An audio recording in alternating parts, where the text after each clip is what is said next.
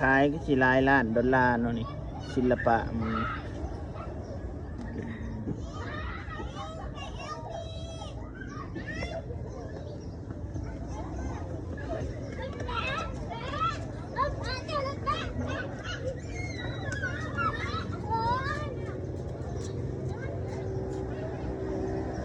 ไปหาหมู่บ่ อย่าไม่ขตีกันขนาดนั้นขตีมันจะบอกจบกันสะแปะแปะแปะอ้าวทาตรงนี้นะ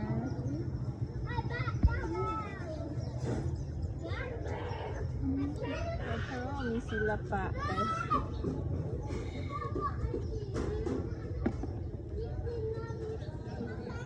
เก่งอะลิอย่าบอลครั้งแรกของบอล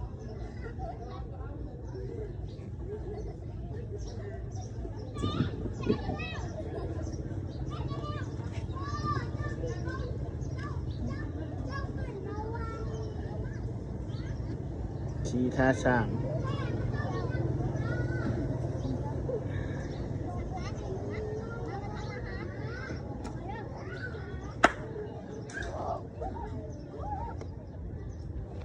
เจะกระปิ่นมันมากเลยเหรอปิ่นมันมากก็ได้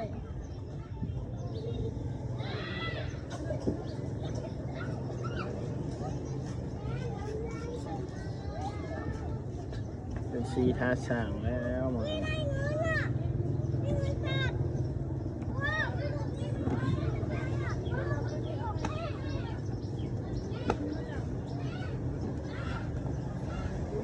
เก่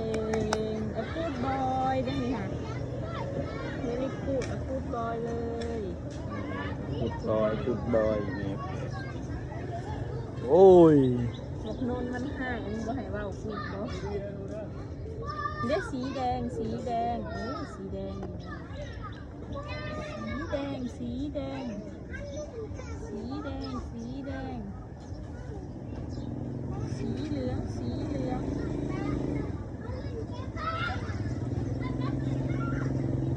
สีดำสีดำ ท่านี้นี่ลูกนี่บิ๊กบอสอยู่นี่ลูก สอง เราจะหอมมันอีกแล้ว เก่งนี่บอลเอาไว้เอาบอลเบิร์ดบอลแมวที่เอาบอลทำเอง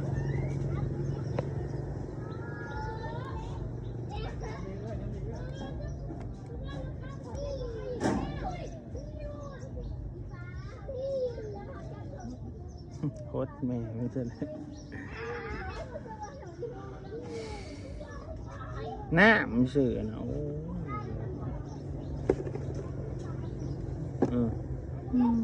ดูจักบอลมันง่าย นี่สีนี่ สีแดงนี่คือสีเหลืองผสมดำเหมือนขี้เลย เอาแบบนี้เอา บอสโอ้ บ่ โน เฮ็ด โนนะแตะหน่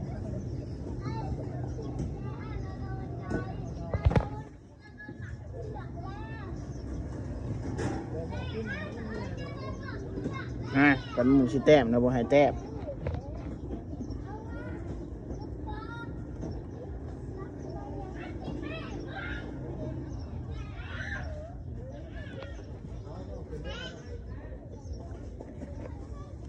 จุ๊บป่ะจุ๊บ